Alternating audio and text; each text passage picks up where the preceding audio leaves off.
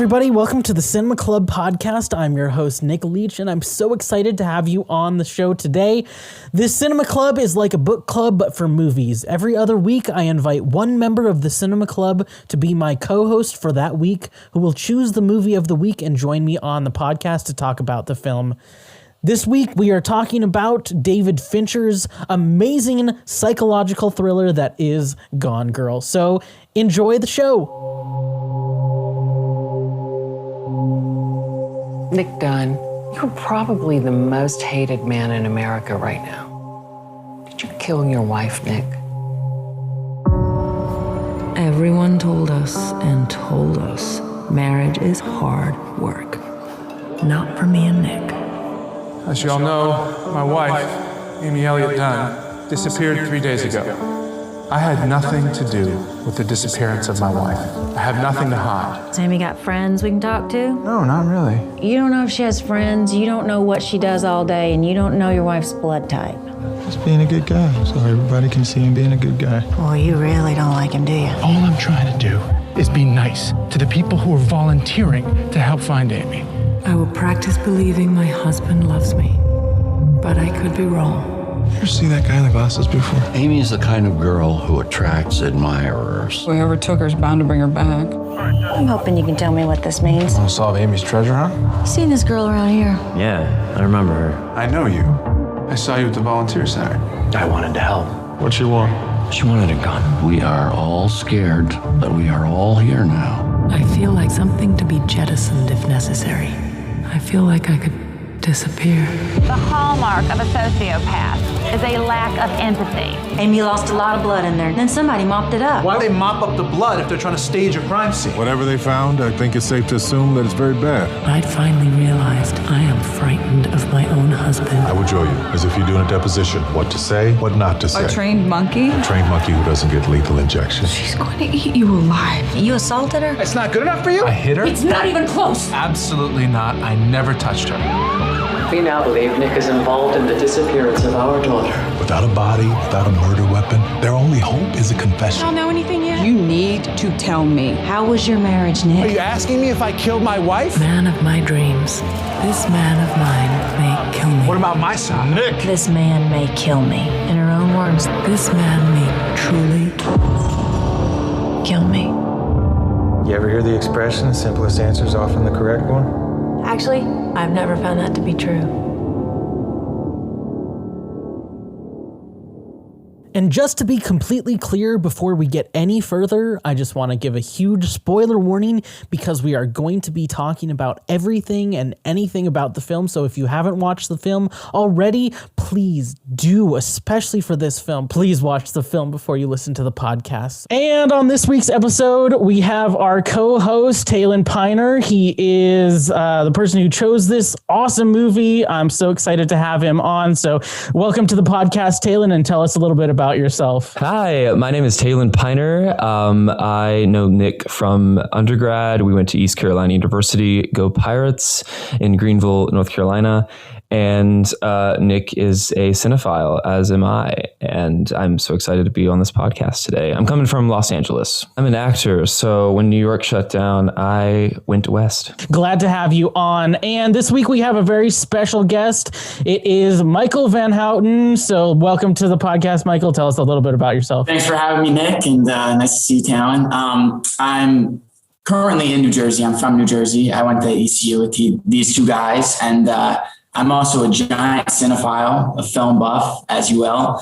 And I'm very excited to be on this podcast because I thought that you guys did a really great job discussing prior films in the past weeks. So yeah, excited to be here. Awesome. Thanks so much. And like I said in the intro, this week's movie is Gone Girl. It is directed by David Fincher, has a Rotten Tomatoes score of 87% and a running time of 2 hours and 24 minutes. David Fincher is such a genius. I love his movies. I mean, he's made movies like Fight Club, Zodiac, Girl with the Dragon Tattoo, Curious Case of Benjamin Button, and recently, and I hope that we can... Mank. Yes, sir. Exactly. A recent movie I hope that we can do on the podcast is Mank. It is so good. And also kind of ties into one of the movies that we recently did. So hopefully we can do that soon. Citizen Kane. So let's get into it. On their 5th wedding anniversary, writing teacher Nick Dunn returns home to find his wife, Amy, missing. Her disappearance receives press coverage as Amy was the inspiration for her parents' popular Amazing Amy children's books. Detective Rhoda Boney finds poorly concealed evidence of a struggle in the house. Suspicion mounts around Nick, whose apathy is interpreted by the media as characteristic of a sociopath and even sows doubt in his twin sister, Margot. I mean, there's so much to cover just in that first bit, but I mean, I think it so geniusly starts with the phrase, "When I think of my wife, I always think of her head. I picture cracking her lovely skull, unspooling her brains, trying to get answers. The principal question of any marriage." That's the movie. Like, cut to black. We're done. Right. But I mean, then we just get into, I mean, like you say, it does really cover what the movie is about. It really alludes to that primal urge that we all have in us. I mean, I don't know if you guys get it, but I mean, if I'm on like a high bridge or something, I mean, there's just something primal in you that thinks, what would it be like if I just jumped off or something? Absolutely. I think that, especially when you're in a relationship or a marriage like that, all you're thinking about is, what is that person thinking? How can I get inside their mind? How do they feel about me? And that's what this whole movie really is.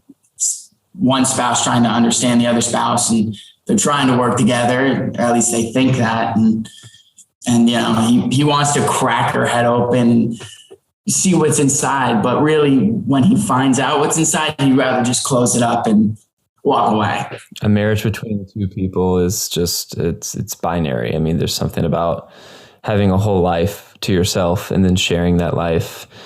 Yeah, like you said, it's primal, of not knowing anything about this person and then 5 years later living with them. Exactly. And I don't know what your guys' relationship status, but as a married man of about a year and a half myself, this movie really is such an interesting movie to kind of coincide with what I'm going through right now, the thoughts going through my head. It was so interesting coming from that point of view versus I've watched at least parts of it before, not the whole way through before this. So it was a different experience for sure as a married person this time through, for sure. I would definitely say that's true. I would say when I first saw this back in 2014, I was still young, I think senior in high school maybe. And it's just different. You have a different eye now. Once you're in a relationship, especially if you've been in a relationship with someone for multiple years and you really know that person and they're your family and friend,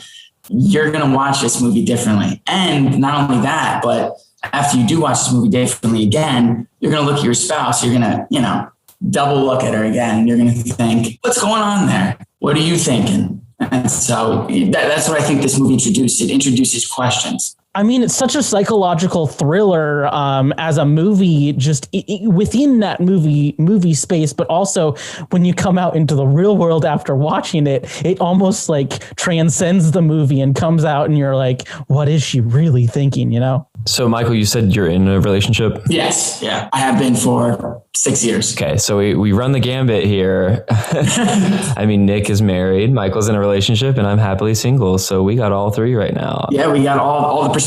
Yeah. I've been single for 2 years and it's quite a life. I love my 20s. Not giving them up for anybody. I decided not from this movie, But I decided, early on that I need to be by myself because I can't trust anybody until I trust myself. And I think that was like a big factor into Nick and Amy's relationship, is that they both couldn't trust themselves before they met each other. Exactly. That really does show. I mean, these two people really, if we will have to be really honest, were not ready for a relationship, a marriage. These people didn't quite really know who they were. I mean, Amy growing up her whole childhood as this person that her parents really took as inspiration for her mother's books, and not just inspiration of her, but inspiration of her failures. I mean, that's going to just create a whole lot of mental trauma and mental things that she would have had to go through. And clearly she hasn't resolved those issues. And especially we see later on throughout all of the relationships that she's had. I mean, she just tries to build on each of them, but as such a broken person tries to fill something that cannot be filled because she hasn't actually found out, like you just said, Taylin, she hasn't figured out who she is before she got into a relationship. And you can never fix who you are through somebody else. I deeply resonate with Amy Dunn. She's fucked up in the head for good reason too. I mean, her parents definitely caused most of her trauma for her first 18 years of life. And coming from a family that it's either my way or the highway, or it's either a straight A report card or nothing, they really pushed the thought of perfection in me. So I'm trying to break that down now, you know? I personally agree with both of what you're saying. I think that Amy, as she said, her whole life was created for her in a sense in this book.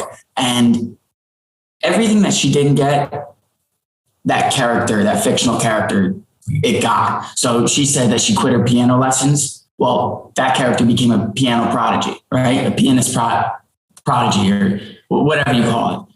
And so her whole life, she's trying to chase her parents' expectation, what her parents think their child should be, which is this character, Amazing Amy, and trying to live up to that her whole life.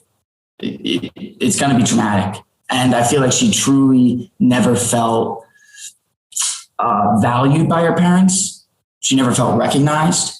And so when Nick Dunn comes up to her at that party, he sees her from across the room and he approaches her. I think she feels seen. And that's what leads them into that relationship. Yeah, so I also thought it was really interesting how the title sequence really is kind of this montage of a very suburban, kind of cookie cutter, almost like idyllic neighborhood that Amy and Nick live in. I mean, no wonder, especially moving from New York, where they had this very lavish life that they led, and now they're in this suburban neighborhood with not much to do in the middle of Missouri. No wonder he feels like he's really stuck and bored, you know? But what's also really interesting about that is when he does go to the bar that he and his sister run, is that he brings in a board game to her and then they start playing the game of life. But what's interesting about that is life is kind of such a on the nose kind of game to play here, especially right at the beginning, because it is really, I mean, the whole point of life is it's really like that cookie cutter plan for life. But what's really interesting, it's a little detail, but I think it's so genius, is that Nick lands when they're playing, he and Margot are playing, he lands on the marriage thing that you're supposed to stop at, and he puts the little peg for the wife in the car. But then he actually forgets to roll the honeymoon roll, which you're supposed to at that point. And that just goes to show it's a little nod to the fact that Nick really doesn't even know how to play this game that he's supposed to be playing, this life that he and his wife are supposed to lead. Good eye. That was a great eye. Deep Hasbro thoughts. The cut from the shot of Nick eating out his soon-to-be wife to him spinning the life wheel. It's just, I don't know if that was a Gillian Flynn screenwriter trick, or did David decide to do that? But that was very smart. Like, he was playing life in that moment, but he doesn't even doesn't even realize it. In the past, Amy revealed to Nick that Amazing Amy was a perfected version made up of the real Amy's failures.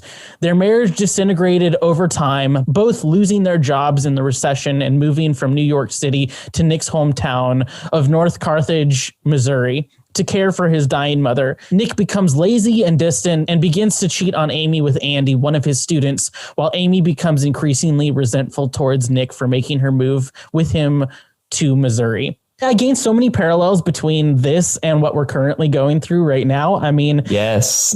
I know a lot of us have lost jobs due to the pandemic. I have lost 2 jobs myself and had to move across the country with my wife and start new again. And I mean, this did happen to so many people back during the recession, but it's playing itself out again now. And the strain that it has had on my personal relationship really is kind of crazy how similar it is. And it really is. What do you do with yourself then? What do you do as a couple after something like this happens? And it's really out of your control. I mean, Nick didn't mean to lose his job. And yeah, he didn't get off his ass and do something with it. But it's just crazy how parallel this movie is to what we're going through right now. I'm wondering, I have a question specifically about Nick.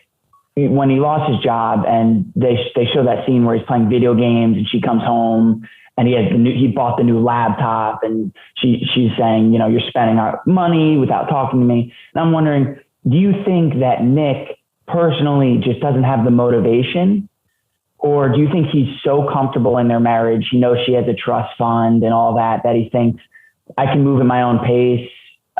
What do you think he wants out of this?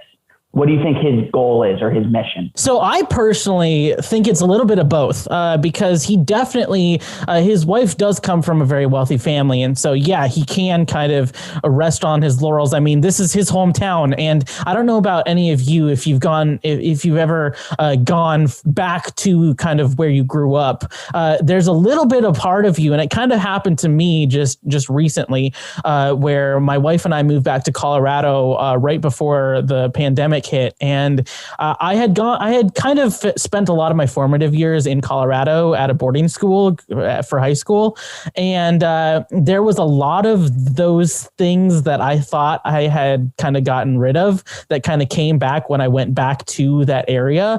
And so with Nick going back to his hometown where he grew up, where his mother is, where his sister is, his twin sister, a lot of that I think came back, and he kind of felt comfortable that he could kind of just rest and because Amy had a lot of money, he could kind of take his time and figure out something else, because he doesn't go back to writing. He goes and he starts a bar. He doesn't go back to the life that he had in New York, the career that he had. He goes and he becomes a bar owner instead. This is exactly why I chose this movie to talk about during a pandemic, so we would be depressed on a Sunday morning. It's perfect.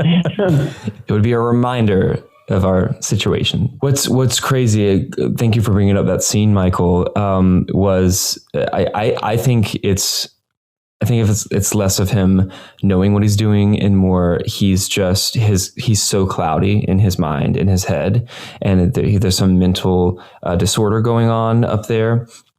I think his cerebral is too unfocused.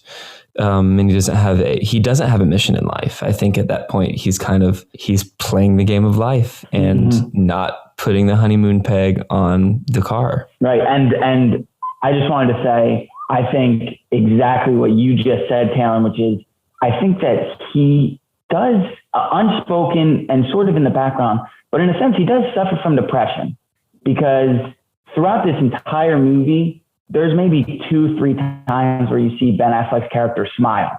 Even when you first see him that morning, before any of this happens, he's out by the garbage cans. And that was when he was thinking about his marriage and contemplating. And you see this sadness and sort of this, he's lost, and you see it in his face. And so I think that definitely plays a part in that, in his lack of, being the best he can be in the marriage and in life, in his career.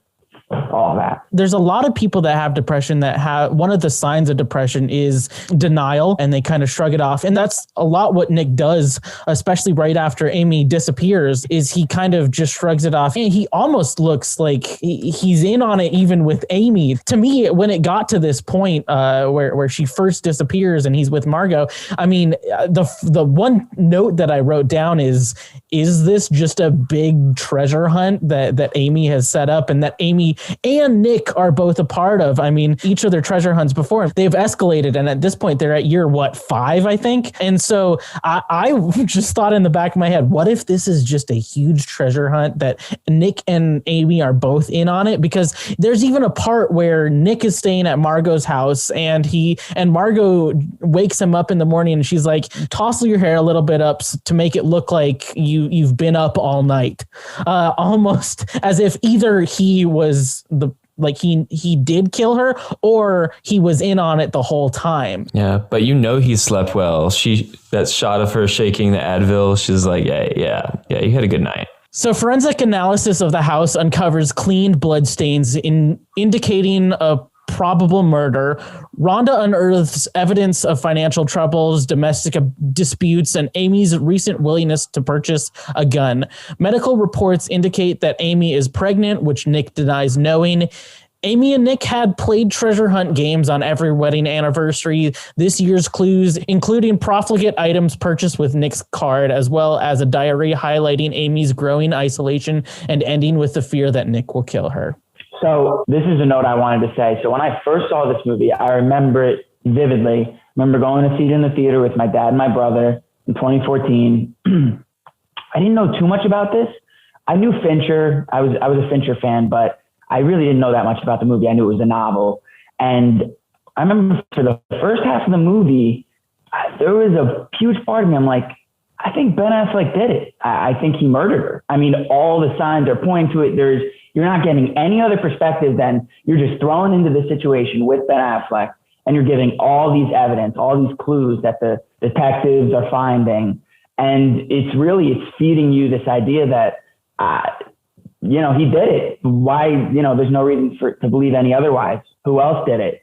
And until she pops up, until which is probably my favorite part. There's like a cut to black and then you hear a quote from her and then it shows her and you're like, oh, there she is. She's okay. And right away you're like, but that first half of the movie, I think it's the first half, maybe the first hour. I was the plot twist happens and we're just about to get there in the synopsis, but the plot twist happens literally just shy of the halfway mark at 1 hour, 5 minutes. Right.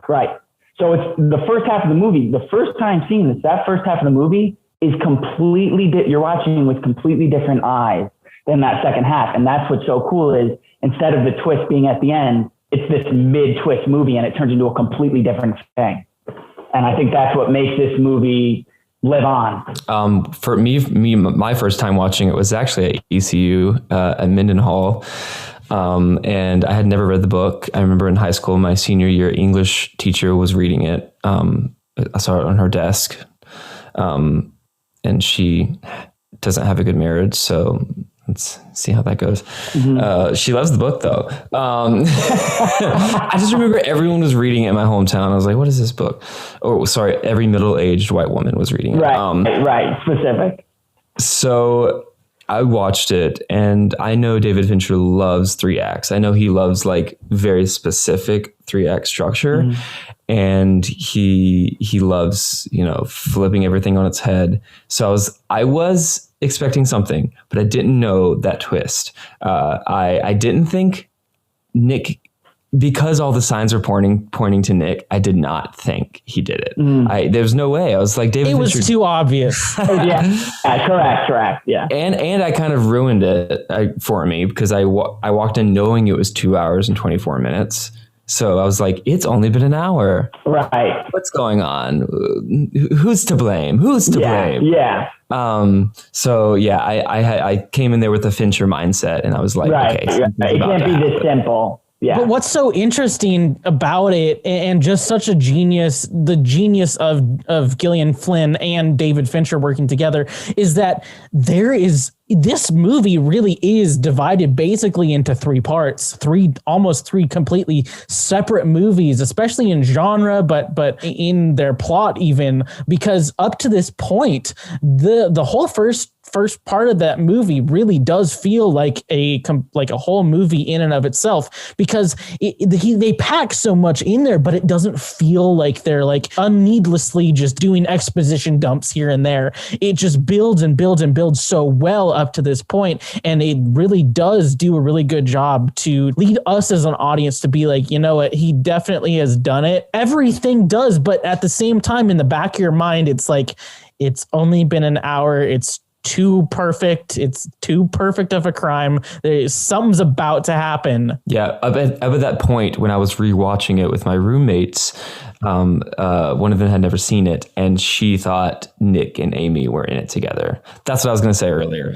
That's what I was going to say. She called it. She said they'd done it together. They did the treasure hunt together, and they're like planning to like go to Mykonos or something, or like live there. Exactly. But the other part too that's so interesting about this movie is there are parts, especially when they go to the flashbacks, where you go to the flashbacks and you're like, oh, come on, we're really going to play this really sappy romantic trope, especially it being a David Fincher. David Fincher, you're really going to stoop that low and really play on these character tropes and relationship norms and all this kind of stuff that we have seen a million times over. But when you finally get to the end, you really kind of see that it's just such a satire of so many relationship tropes, so many even movie tropes and all that kind of stuff. It's just so interesting. But really, they have this perfect relationship. Up to this point, you don't quite know. You haven't been given enough information to show that their relationship has really suffered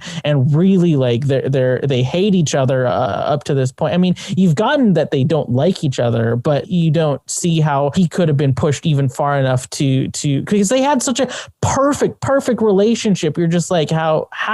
So I actually made a note that the use of the flashbacks I thought were actually done very well, because Fincher is one of the most like knowing, self-aware directors, like always winking at the audience. So obviously when you see this walking through this sugar storm in an alleyway, and it just so happens to fall on her face, and he wipes her lips, and it's like an eye roll, but it's Fincher saying like, yeah, you know. And I personally think that's how they might remember it in their own mind. They remember like, oh, wasn't it always like a fairy tale? But that might have not really been how it went down. You know, they might have walked through a sugar storm. Kudos to Trent Reznor and Atticus Ross then, because they pushed that. They do that like it's almost like this, like, it's like this fantasy score they have. It's like this very melodramatic, like build, and like it gives you that emotion. And I just thought his flashbacks, I thought the way he flashed back, and especially like with their conversation when they first meet each other in that flashback, all their conversations are so quippy and so fast, almost like Aaron Sorkin dialogue, where you're like, Aaron Sorkin. Where you're like, I wish that was my relationship. I wish I could have conversations like that. You know, you were like, I wish I could be the smartest person in the room like they are, you know? In like a Netflix romantic comedy, the sugar storm scene would be like scored with strings. Right. And it'd be the finale. Right. So Amy drives to a campground in the Ozarks upon discovering Nick's affair. She had concocted an elaborate plan to frame him for her murder and make his motive appear to be monetary. She fabricated a long-standing diary that was accurate in its early entries, but later evolved into false accounts of spousal violence and her increasing fear of Nick. She befriended a pregnant neighbor, told her fake stories about Nick's temper, and stole her urine to fake pregnancy results, all while hiding her relationship from Nick. She planted corroborating evidence of Nick's guilt in the clue spots for a treasure hunt for the police to find. She also spattered her blood across the kitchen and cleaned it haphazardly. She anticipated that Nick would be executed for her murder and planned to kill herself.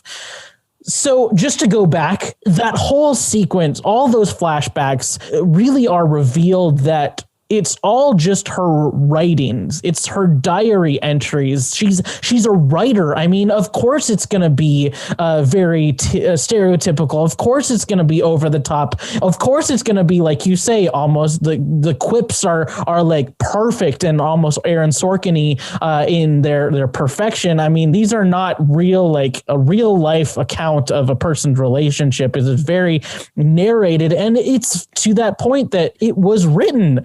She wrote it. I mean, we're seeing her writing becoming a reality because she took those moments that may have been true in their relationship, but she took them just as her mother had taken the experiences that she had when she was a child and crafted them to become a perfect narrative for her own means. It's less David Fincher winking at the audience and more like Amy, Rosamund Pike, brilliantly winking at the audience the entire movie. I mean, the first act, obviously she's not anywhere, she's not found, but the flashbacks are secretly a way of Amy getting in her story.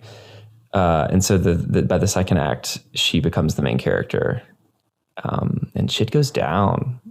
Absolutely. But like that brilliant cut of him looking back at the road when he opens the, I want to call it a bunker, when he opens the woodshed, into cut to black and her line, "I'm so happier now that I'm dead," into the bright, sunny, like windswept hair. It's iconic. I think that build up when you see Ben Affleck's hands going towards his head like this, and you're starting to realize the same time he's realizing, like, holy shit. And then it's that cut to black and you hear that quote and you see her, and it's like this shock through your body. Like, it was her. It's like, right away. You don't even need to hear her story. You're like, it was her. She was the mastermind. And the next 5 minutes play out like a masterclass monologue with that score. Mm-hmm. It's just, I got goosebumps. Like we said before, the twist literally happens halfway through, which a twist like that, and this is such like the genius of David Fincher and really Gillian Flynn's writing as well,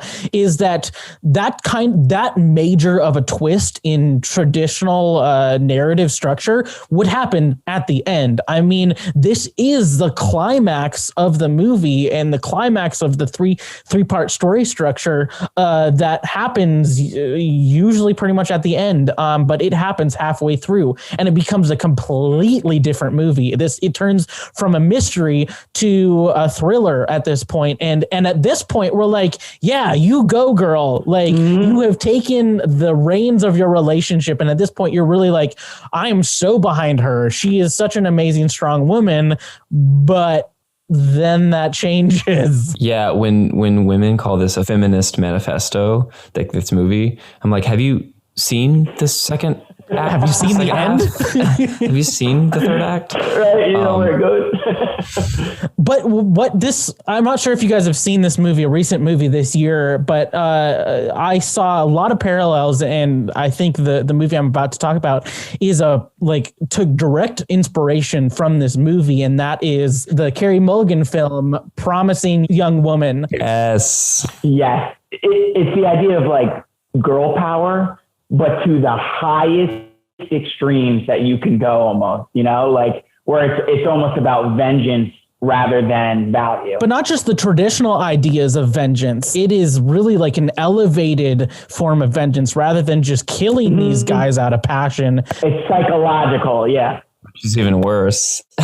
Exactly. It's so much more dangerous and so much more impactful and can destroy a person rather than just kill them. Because killing them in this case is almost like the easy way out. Mercy. Yeah. Yeah. She's not showing mercy. She's the puppet master, and Nick, his strings are showing. So, but the other interesting part about this is when she does get to the Ozarks and she's staying in that rented cabin, she meets this other couple in Greta and Jeff, and Greta she takes Greta almost under her wing because she sees kind of herself in Greta. She sees this woman who has endured a lot of abuse and suffering, and she kind of takes her under her wing, and I won't get too much farther, but then she finds out that Greta is almost as much of a mastermind as she is. Yep. I think Greta she saw that she was quiet. You know, Greta approached her, said, we don't get too many people around here. She saw that she was quiet. She approached her.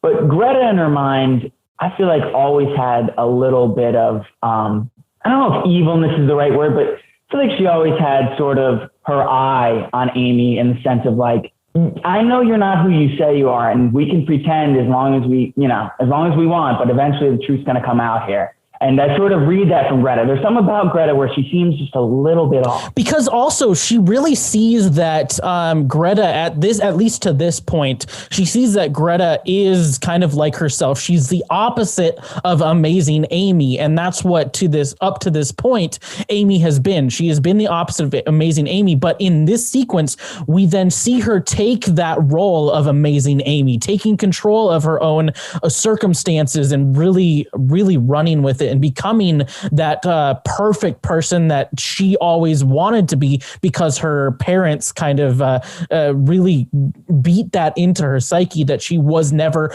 a perfect, but she pulled off in this plot. She pulled off the perfect plot to get even with her husband, because framing him for this crime would, especially in the state of Missouri, get him executed. And it's the perfect crime for her because he's going to be in prison for a while. He's going to be on death row for a while. He's going to be able to sit. But at the same time, she will in the end be able to kill him. But she's willing to go as far as even killing herself to get away with it. And I think that's the line where she crosses towards being a true sociopath. Yeah, like the definition of a sociopath and a psychopath is going beyond the measures to get what you want, which is taking his life, taking her own life, just so in the end she can have the last, hurrah. Yeah, the hallmark of a true sociopath is a lack of empathy, as stated so eloquently by that female reporter. I don't know her name. She has like a great accent. I love her thick accent. And then cut to Rosamund Pike's monologue when she says, befriend a local idiot. And she calls her the pregnant idiot. Already it's like, it's sowing the seeds of Amy's mind to the audience. She is a complete sociopath. And like you brought up Greta. It's interesting how Gillian wrote the character of Greta as almost becoming a foil to Amy's character and her plot, because honestly, Greta she takes the reins and she makes the rest of the movie happen the way it happens. Because if she didn't steal the money, she didn't come up with the idea of stealing the money from Amy probably would have executed her plan. She probably would have gone all the way through it and killed herself. Which that is so selfish, to kill yourself to make somebody else die. But the interesting part is that during this, when she befriends Greta and they're watching Ellen Abbott newscast, she then goes over in a cut scene. She goes over and she takes off that Post-it of her killing herself, as if she's like, actually, I've changed my mind. The press and the public hate him so much that I don't actually have to kill myself at this point. And it's because of Greta and because of the news that she then does that. But if it weren't then for Greta, then with her plan, her plan could have fallen apart. She could have gone off with that money. She could have gone off by herself, lived a complete life, but there was still the chance that she could have been found out at that point. But then even though Greta then was that foil, then made Amy be able to have a even better plan than she had even before. And I specifically, I just wanted to bring up because of this, I don't know whether or not she was going to go through with that plan of killing herself. I think that not only it was Greta that threw off her plan, but I think it was also the role of the media, which when I was reading the production of this, Gillian Flynn said that they wanted to make the media like a third character in the movie, basically, because it plays such a huge role in this movie. It really does. It drives the plot a lot, the media. And I think there's so many shots of just a TV, like the whole scene of the interview later in the second act. We're just watching the TV. Right. And I think like how it shows Amy and Greta remember when Amy spits in her Mountain Dew, that scene, it's showing them watching like the newscast, and it's showing Amy so into it, like she's sucked into the TV. And it's almost like it's almost like it's changing Amy's mind. Like it's warping her. It's saying, actually, this is how Nick Dunn actually feels about you. This is blank. And she's letting it affect her plan, affect her psyche. So I think that's interesting. But you know what I found so interesting, and this is just a little thing that I kind of thought when I saw her spit into Greta's Mountain Dew, is that is such a like little kid type of thing, and it really goes to show you her psyche. I mean, she was so affected by her childhood with Amazing Amy that she never was able to grow up, and that is such a childish thing to do, is spit in somebody's drink just because they said something to offend you. But the other part too, in the role of the media and why it's so interesting, and Taylor, I'm not sure if this was another reason you picked this movie, but just the role of the media in breaking somebody down. I mean, we're seeing that so much right now, even with, and I'll really date this podcast, is the Meghan Markle stuff that's going on right now, and the royals and everything, and the role of the media in breaking down somebody, and that's what they're doing to Nick. Imagine this case coming out in the age of internet, like the high age, like right now, 2020s. Mm-hmm.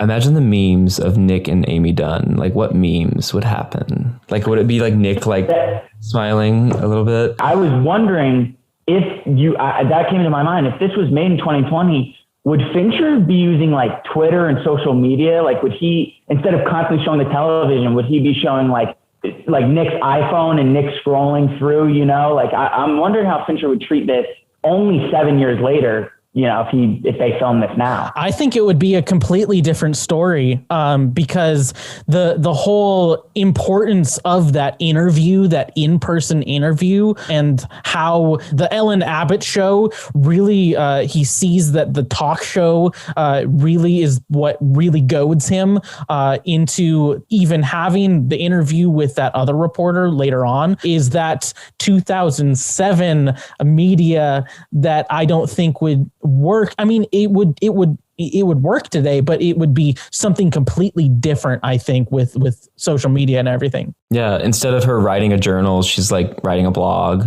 on Twitter or something, and she just creates a fake Twitter account. But if she did write a blog, then the forensic and the detectives could go and see the dates on that, and yeah, so yeah, it'd be a completely different story today than when it was 2007 for sure. Yeah, imagine the Facebook groups, just like all the white moms. Right. Like what MILF for Nick Dunn? Oh God, no, I meant like people like moms against Nick Dunn. Yeah. But also then the picture of Nick and that hot mom. Also, there would be memes to that.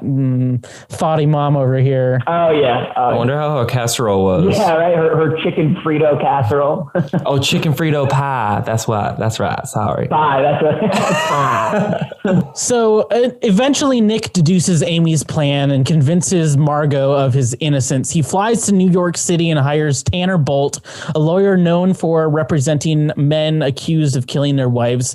Nick also meets Amy's ex-boyfriend, Tommy O'Hara, who Amy had falsely accused of rape by planting evidence around his house. Nick approaches another ex-boyfriend, the wealthy Desi Collins, against whom Amy previously filed a restraining order, but Desi turns him away. So real fast, this is just my little highlight clip. Like this is the thing I want to talk about the most right here. So this is the most exciting part. I just want 1 minute on this, and it's Tyler Perry in this movie because Tyler Perry, as everyone knows, is a very famous director and writer. He does the Medea movies specifically and House of Pain. I think they're targeted towards Black audiences. That's what his films are known for. And they're not for me, and I might just not be the audience for him, but I'm not the biggest fan of Tyler Perry movies. I think he's a good writer. I just don't think he's the best director, but that's just my opinion. Tyler Perry in this movie, I think, steals the show. I think this was unbelievable casting, so against type. I've never seen him in anything other than like before this. Then later on he was in Vice and things like that. But before this, it was only Tyler Perry. And so when I saw him pop up as this lawyer, Tanner Bolt, and he just steals every scene he's in. He's so fast and he does so well with his dialogue. I truly was blown away. And I was like, should Tyler Perry been nominated for Best Supporting Actor? Maybe for this role. I really do think he was unbelievable He really blew my socks off. That's all I wanted to say. I think there should be a Tanner Bolt limited series on Apple TV Plus. Yes, I'm in. Or Paramount Plus. Sorry, let me plug Paramount Plus. Yeah, Pay me, Paramount. Yeah, I wholeheartedly agree with you. So apparently, according to IMDb, Tyler Perry said he actually didn't know anything about the movie's source novel or anything about David Fincher, and he actually said that he wouldn't have accepted the role if he knew about David Fincher, other David Fincher movies, as well as the source novel. So his talent managers literally told him after he got the role, he said, I specifically did not tell you that there was a novel or that it was David Fincher, because you would have said no. That's great. And I'm wondering why David Fincher specifically chose Tyler Perry, because he clearly chose him for a reason. I would love to ask him that question, like, why specifically was it Tyler Perry you chose for this important role, Tanner Bolt? And so was it David, or was it a casting director that brought the idea to David? Honestly, David, I know because I've read a lot of his history of his past movies, and it's mostly David who chooses like the main, the people on the top 5 in the call sheet. In fact, David Fincher actually is famous for going onto Google and just looking up celebrities and then asking for his leads just on like Google search results of the look that they have. And the reason that he chose Ben Affleck for the role is because he saw a picture of Ben Affleck and giving Ben Affleck's like famous kind of smile, but having that kind of look in his eyes, the dead look in his eyes, the sadness. Yeah. Yes, and that's what made Fincher want Ben Affleck specifically for the role. Yeah, if only Ben Affleck would wear a Boston Red Sox hat. That's a good fact. That's an interesting other fact that I know as well about this movie. Affleck actually stopped production, or they had to hold production for 3 days for that scene because of the fight that Affleck and Fincher were having over that hat. And so they finally were able to come to a middle point in Affleck saying, okay, I'll actually concede and wear a Mets hat instead. Yeah. That's classic Boston. Imagine all the day players, like the background people, just waiting for the call, and they're like, "Yeah, we're not filming today. Ben won't wear a hat." That's terrible. Oh boy. Yeah, like Crafty or catering is like, so we're just off. Like, what's the deal? Yeah. I mean, nowadays it's like if somebody gets COVID, of course we cancel production. Yeah. For the day. So that's fine. But the other part that kind of makes me think that it might have been a casting director over David Fincher picking Tyler Perry or suggesting him is because in the original draft of the script and the character description of Tanner Bolt was to get a Alec Baldwin type. Oh, okay.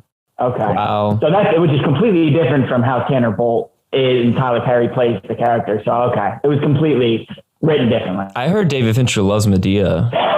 But what's so interesting about, and it's such a huge character point for the development of Amy's character in this last sequence in this part of the movie, is when we are introduced to Desi Collins and Tommy O'Hara, we then are shown as an audience that this is not Amy's first rodeo. This has happened before. She has always, every relationship that she's had, because Desi was her first relationship in high school. She was her high school relationship into college, and really Nick might just be her third relationship. And in every single relationship, she has been this conniving person that has destroyed these men. Imagine being married to someone for 5 years and not even knowing about like a past relationship. That's or a legal action against that past relationship. That's crazy. Well, Nick did know about, especially Desi. I mean, when Desi comes to the Find Amazing Amy thing that they had at the town hall or whatever, at the meeting place, like Desi comes in with the glasses, but he recognizes him. And Nick recognizes him, but he doesn't go over to him because he knows at least the story that Amy told him about Desi. So, I mean, he knows of the relationship. But he didn't know about Tommy, though. That's crazy. It's wild. Exactly. Because it's the story that Amy is telling. Exactly. It's what she chooses, what information she chooses to give and not. And obviously, she'll give the Desi story because Desi played a huge part in that. You know, he tried to kill himself in her bed, I think they said. With Tommy was, in other words, I don't know what the right word is, but Tommy was almost assaulted in a way, you know? He was given this liquor and he woke up and he had, you know, their wrists were tied and all this. And she didn't tell him about the Tommy story because in the Tommy story, it's all, you know, it's all her who's the mastermind behind that. Right. And he lives in Brooklyn. So, like, never go to Brooklyn, guys. Stay away. I did a little research on Gillian. I was interested to be like, how did she come up with this story? What is going on in her head? How fucked up is she? She's not fucked up. I think she's pretty low key, actually. I just read that her father took her to horror movies growing up. They just watched a bunch of horror thrillers, and her parents were both professors, so she came from a very educated background. And she's from Missouri, so just you write what you know. When Amy's campground neighbors rob her of her money, she calls Desi for help, convincing him that she fled from Nick's abuse. Desi agrees to hide her in his lake house. After Andy reveals her affair at a press conference, Nick appears on a talk show professing his innocence and apologizing for his failures as a husband in the hope of luring Amy out of hiding. So it's at this point, like we were talking before, that Greta becomes Amy's foil. The plan that Amy had going forward from there is turned on her head, and she has to scrape up a different plan. And it's at this point that we really do see that Greta really is not this battered and abused woman who is what Amy sees as the opposite of Amazing Amy. She, in fact, is a very manipulative woman, almost more akin to Amazing Amy than she thought. I mean, she manipulates her way to get to Amy's money and uses Amy and uses Jeff, because at one point while Jeff is going through Amy's stuff, Amy goes and looks over at Greta and she's like, why is he doing this? And Greta's like, actually, this was my idea. Yeah, that shot was super important. I mean, it's just one line, but it tells the audience. It lets them know, no, it's the whole time Greta's been playing you. Greta's been figuring you out. Right. And you haven't been figuring out Greta because you instantly pegged her as this type of person. You instantly said, okay, she fits in this box, and she really doesn't think about anything else. I mean, that's why, like, the shot of Greta leaving the pool, and like it's a back shot of her like fixing her underwear or fixing her bathing suit, and she's got a tramp stamp. Obviously, that's from Amy's perspective. So the audience is like, yeah, Greta's just a good old girl from Hicktown. Like, and that's what this whole movie is about, how you have to look through these facades of every character. You know, everyone has this facade. You think they're one thing, and then, you know, you get into their mind and they're completely different. But then we get to Desi, and Desi is such a key part of this story. He, up to this point, he's a very small part of the story. I mean, we see him here and there, we hear about him, but at this point he becomes an extremely key part of Amy's story because he brings her to this lake house, and we find out that obviously he has been planning this thing for a long time. He has always dreamed of her coming back to him. He's a stereotypical stalker. He's almost as manipulative as she is, just the opposite way. I mean, like you brought up earlier, Michael, she found him after she broke up with him in her dorm room in college in the middle of a suicide attempt on pills. He's trying to manipulate her to stay with him. He's trying to just keep her with any means that he can. And in this case, he brings her to this lake house and obviously he has made it for her so that she would feel safe, because she comes to him and through their whole relationship, he's felt kind of like that white knight. He wants to bring her and save her out of this relationship that they've been talking about for a while, because she's been conversing with him through mail and obviously been telling him lies about Nick and telling him that Nick is an abusive husband. And so he wants to be this white knight to get her out of that situation. So he brings her to his lake house, which is a guarded fortress, which then he, like a stalker, pretty much locks her in, which is to her advantage at that point. If she wasn't Amy, she would become this hostage of his. And it reminds me almost like Jay Gatsby from The Great Gatsby, trying to create this lavish house just to impress a chick. And it's almost like Desi was waiting for this moment his entire life.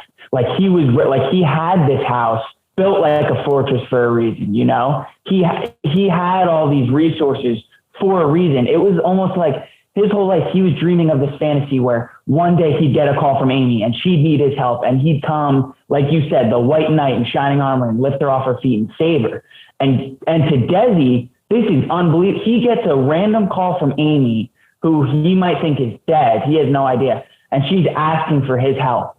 And that's the only thing he wants in this world, is her love and her approval and, you know, her needing him. And so when he gets that chance, it's almost like he never wants to let it go. So it's almost like he is keeping her like a hostage, locking her down. You shouldn't watch TV. You shouldn't do this. You should clean yourself up. He makes a comment to her like, if you feel better or if you look better, you'll feel better. Like almost like saying like, clean yourself up, Amy, you know, you got to look nice now. And yeah. I hate that line too, because it's like she doesn't have the blonde hair. She's not the perfect woman that he always dreamed of, which is interesting that she then cuts her hair to a short bob instead of having it long again like she had before, because she's still in charge of herself. She's not going to bend to the will of this guy and just dye her hair and keep it long like he remembers. She's going to still be in charge of her own destiny, be in charge of her own story. Because when we come back to them after a few days, or I think it's a couple weeks maybe, she's like pouring his water, like she's a woman of the house now. She's the master of the house.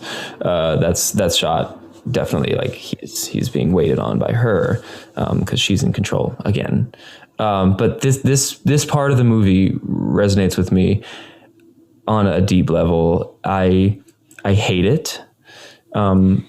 It's because when Amy loses everything and she has to leave the motel and sleep in a motel parking lot, be at a gas station at 3 a.m. with 4 quarters. I mean, I've been there.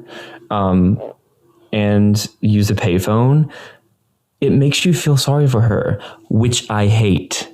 I think that's so smart. You're not supposed to feel sorry for her. At this point, it's like, great, good for her. Or that should have happened to her. But then you're like, wait, no, she's sad. And like the pan out as she's like talking on the phone in the gas station, it's like, stop it, David, stop.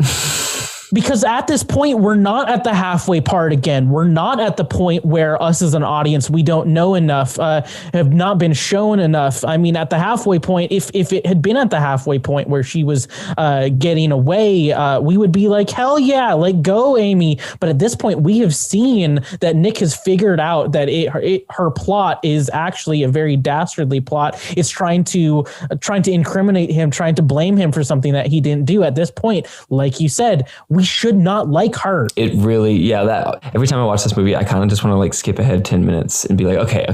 Just because, the sympathy I feel for her, it's just like not earned, but it still happens every time I watch it. It's good writing. That's what it is. It's a scene that I love to hate. It's Fincher and Gillian Flynn like twisting the knife in you. Like, you think you feel bad for this person. Well, how about some sympathy for this person who you thought was the villain? You know, it's them fucking with the audience, and that's all Fincher loves to do. It's so perfect. Which let's talk also about the interview that Nick has, because this is really a huge turning point in the film, because at this point, Amy has been pretty much captive to Desi in his home, and she's watching the television. And as much as she, at this point, hates Nick for what he has done, it's when he starts to admit his wrong, admit that he was a bastard of a husband, that he was unfaithful to her,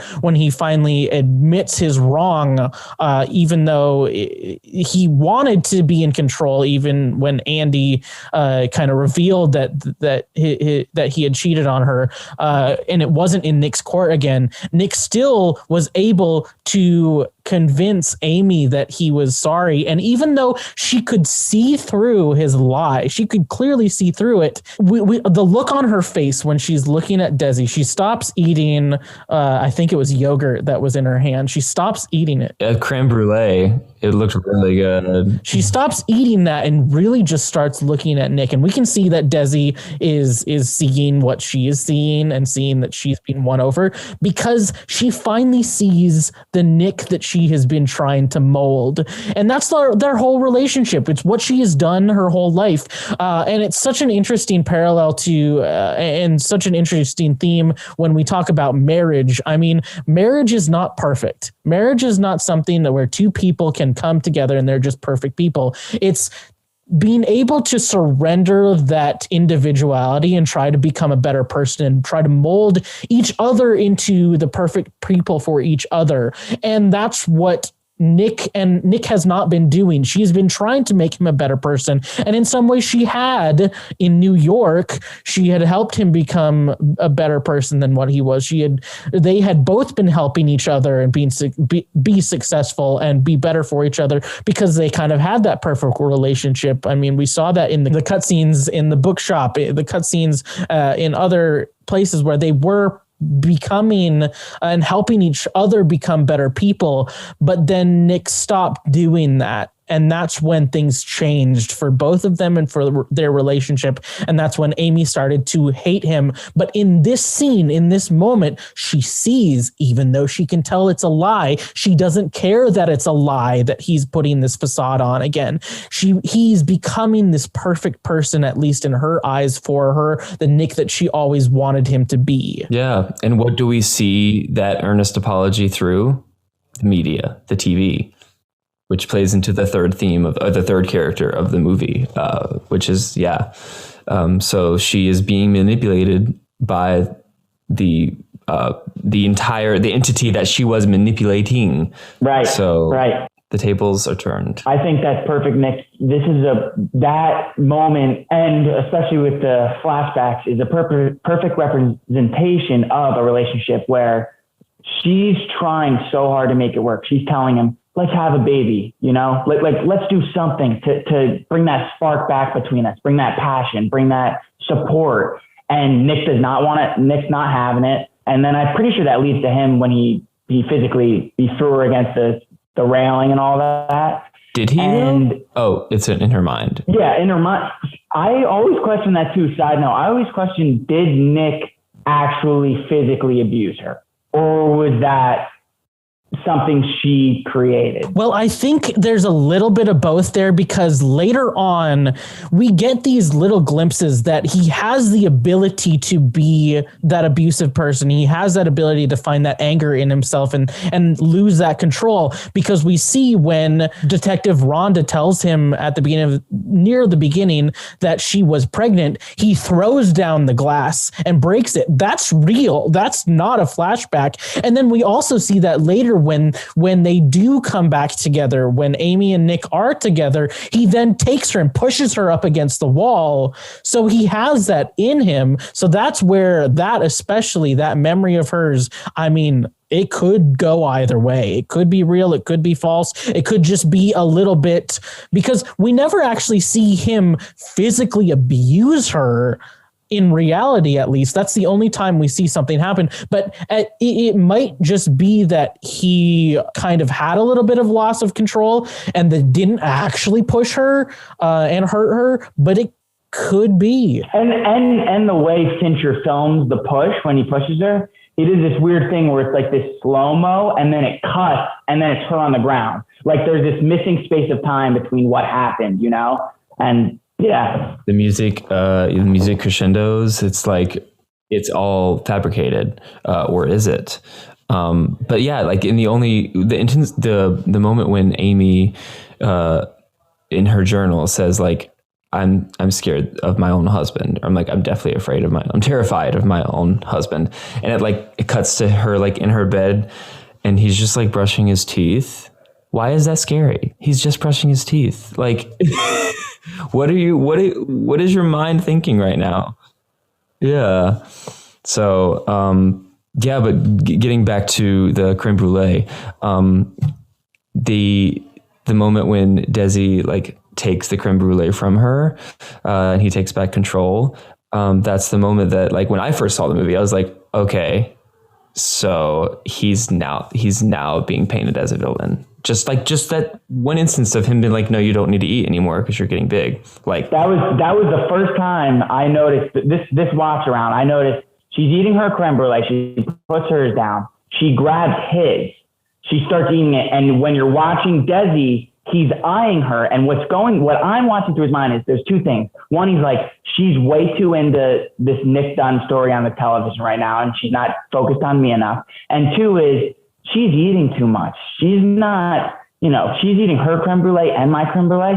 She's not the same Amy staying fit, healthy that I remember, So exactly right, Talon. Him taking that creme brulee out of her hand, it's like... Or maybe he just wanted it. Maybe he was like, I was going to eat it later. That's true.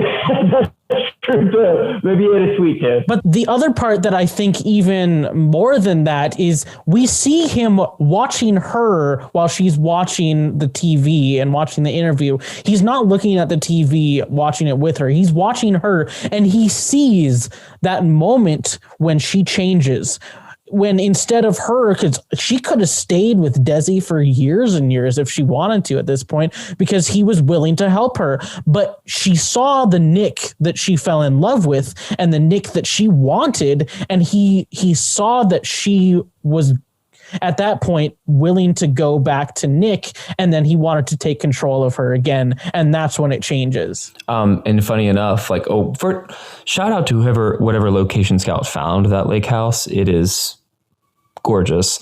But what's cool is that it's smart of David and I guess Gillian in the screenplay to always have every shot of that lake house inside, looking outside, and not actually having Amy going on a trail or being in a boat in the water, not actually living. No, she is trapped inside this house looking out and seeing the world. Because there are so many windows in that house that she's so close to the outside, but there are so many cameras on her the whole time. Even though Desi is hardly ever around, she's still trapped. So Detective Rhonda has enough evidence to arrest Nick for murder, but Bolt gets him out on bail. However, his interview rekindles Amy's feelings for him. She uses Desi's surveillance cameras to help make it appear that Desi has kidnapped and raped her. She seduces Desi, murders him with a blade, and returns home covered in his blood, clearing Nick of suspicion.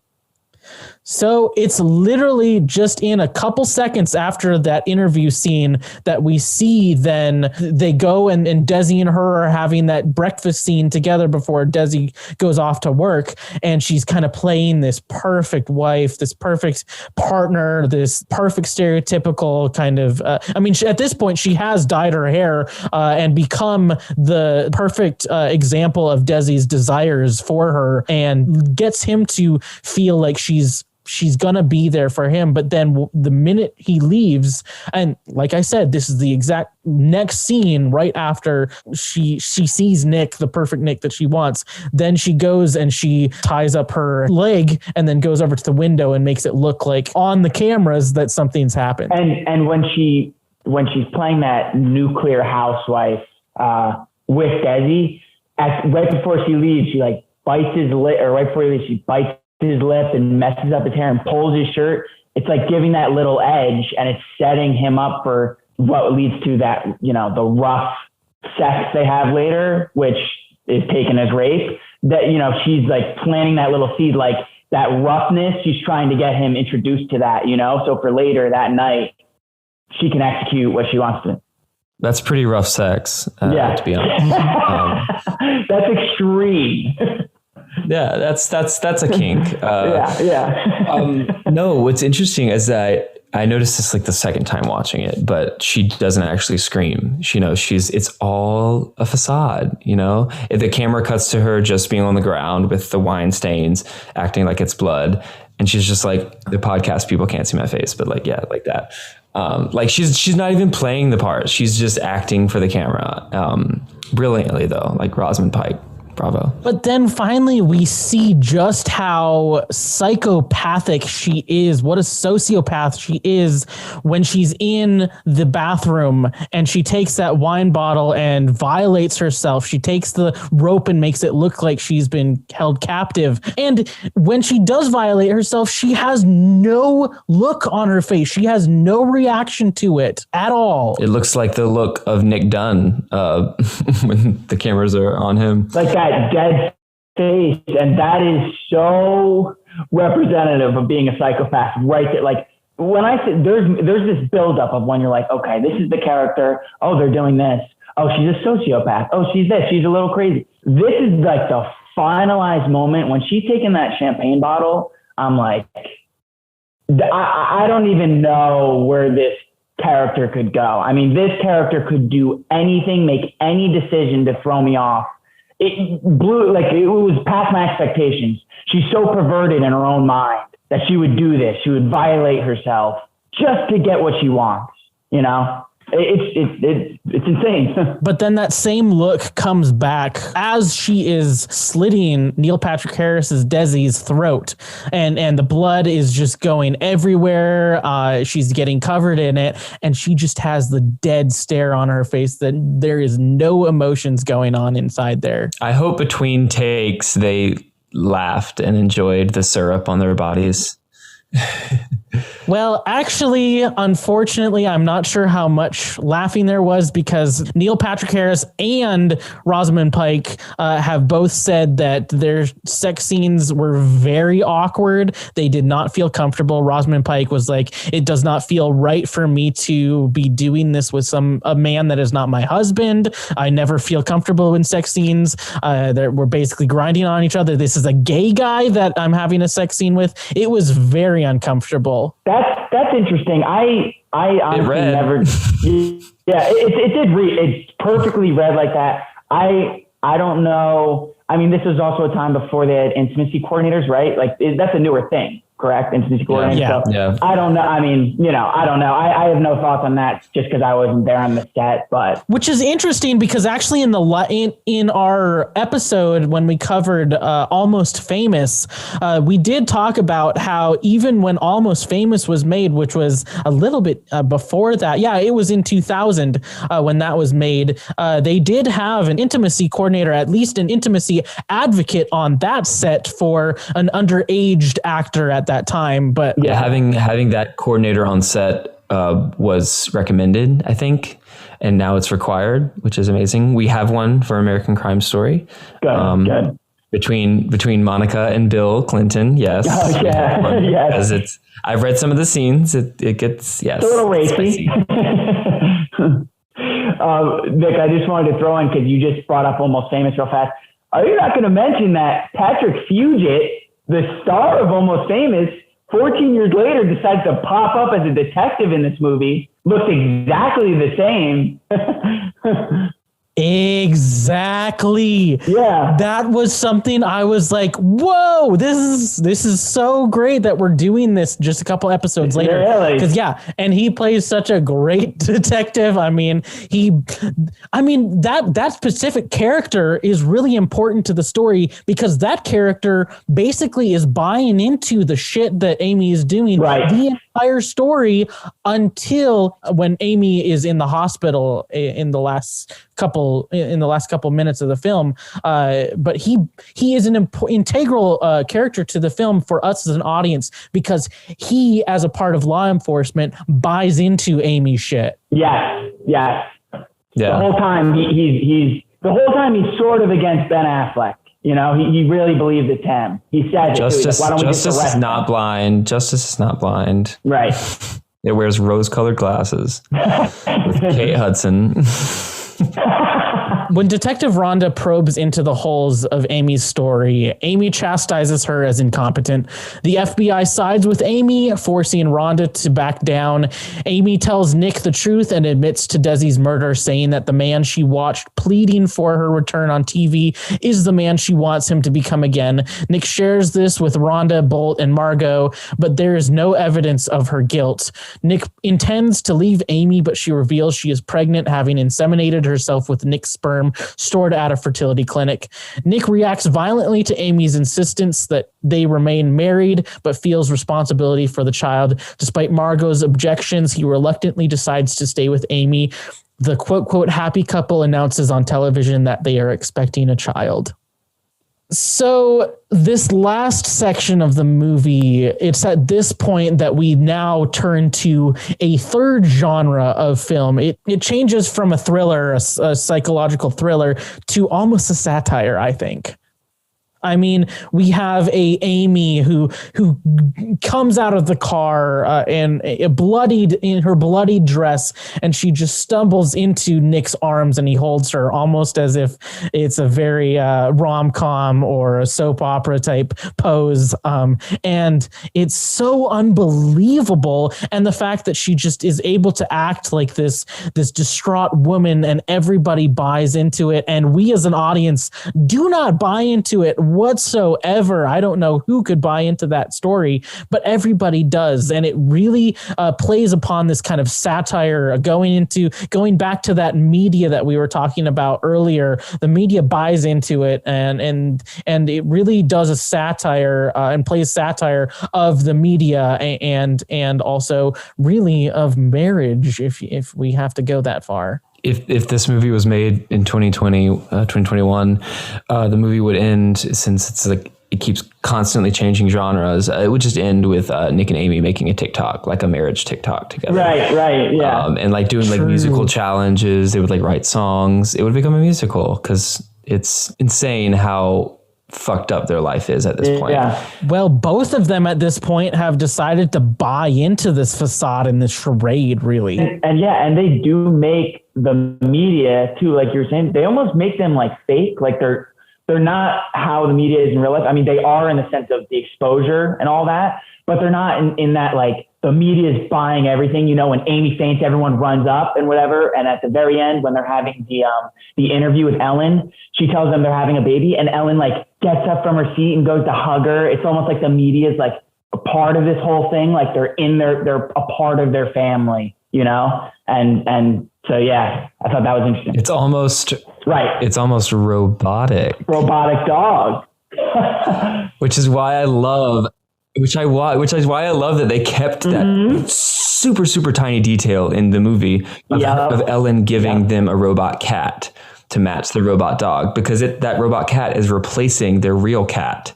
So now they are a robotic relationship. They're not real. They're fabricated. But the last thing I did want to say in this is, I mean, can we just talk about Nick and the flip in character that happens here? Because we see that when she comes home and they're at home, it almost flips it the exact opposite of what it was the first half of the movie, where it was Amy who was so afraid of Nick.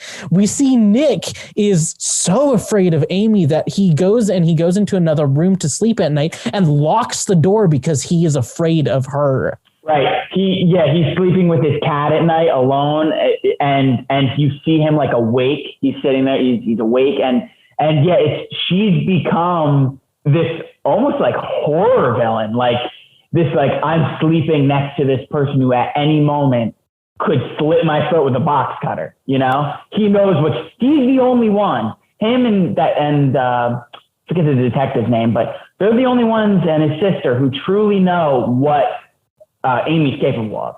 And so he has to sleep there at night while 90% of the world thinks she's this loving homebody, housewife, perfect angel. He knows who she is, you know? And now he's become, I mean, he was the victim the whole movie, you know, but he truly becomes like he's like the girl in the horror movie in that moment, you know? Right. Speaking on Boney, the last time we see her in this movie is at a restaurant, and she's a normal person, and she's talking to Nick like a friend. She still has her coffee, but she's wearing normal clothing, and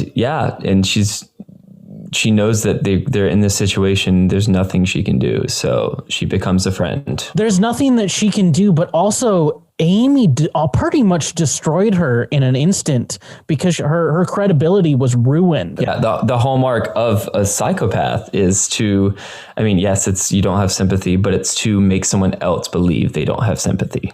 That's even worse. And in the room at the end, I'm sorry, what's the woman detective's name? Detective Boney. So when she is interrogating Amy at the end in front of all those male cops, and she's the only woman cop, and she's just pressing Amy because she knows in her mind, like, this doesn't add up, A to B to C, but all the cops are, they're all like, let her be, settle down, stop asking her questions. And Amy acts all like, it's like, can you give me this time? Can't you give me a moment? I just went through all this trauma. And then it cuts to her partner, Patrick Fugit, in the hallway with Ben, and he goes, she slit his throat with a box cutter. And it's like almost him too, who believed it was Ben Affleck the whole time. It's almost like he's slipping Ben Affleck this comment and like, listen, I know that this sounds and seems a little strange too. I know that this story doesn't add up, but in the end, can't you just be happy that your wife is home, is what he says to him, and in the end, can't we just let it go? The subtle manipulation tactic of Amy responding to Rhonda by saying, instead of saying like, if this case wasn't left in your hands, everything would be fine. She says, if this case wasn't left in your deeply incompetent hands. That if you were a detective and somebody just called you out for being really bad at your job, like the worst, they would be, number one on my most wanted list. It's Rhonda.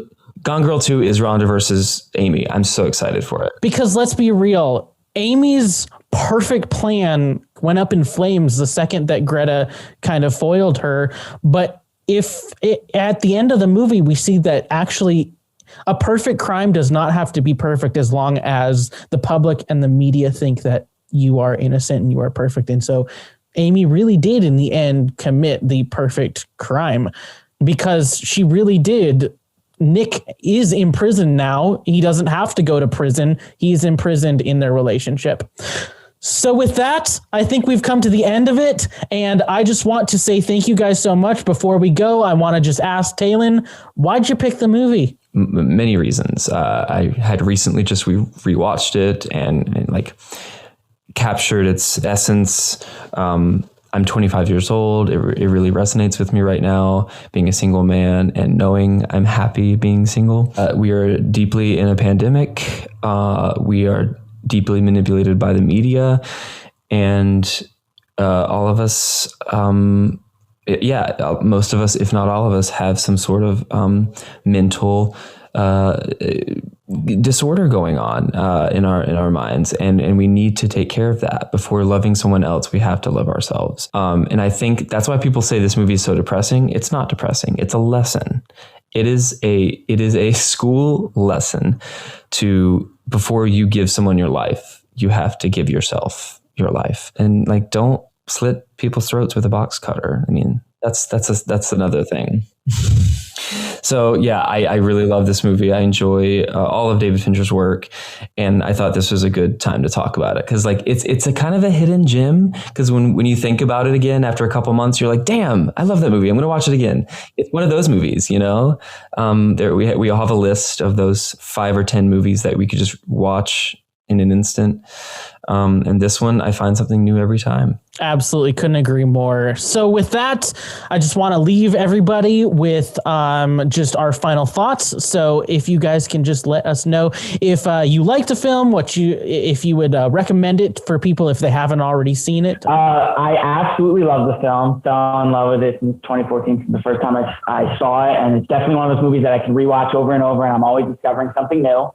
I love Fincher. I love the cast. I think the casting was on point. We didn't even really talk about Carrie Coon as his sister. I mean, truly unbelievable. Unbelievable. But I love the cast, and I really think this ranks in the top 5 Finchers. I just wanted to ask you guys real fast. They could be one-word answers, 2 quick questions about Fincher and Affleck. One is, where does this rank for both of you in the Fincher filmography, in his ranking? For me, it's up there. I mean, it's now that I've actually seen it all the way through, it's up there. But I don't think it's really hard for me to choose a favorite Fincher film just because all of them are so good and so different really from each other that it's really hard to pick a favorite Fincher.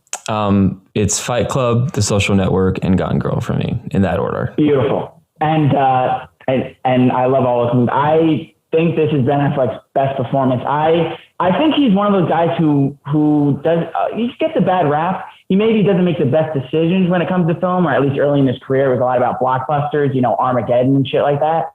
But I think that just in pure acting and like Ben Affleck, like taking over this movie, he was the star of it.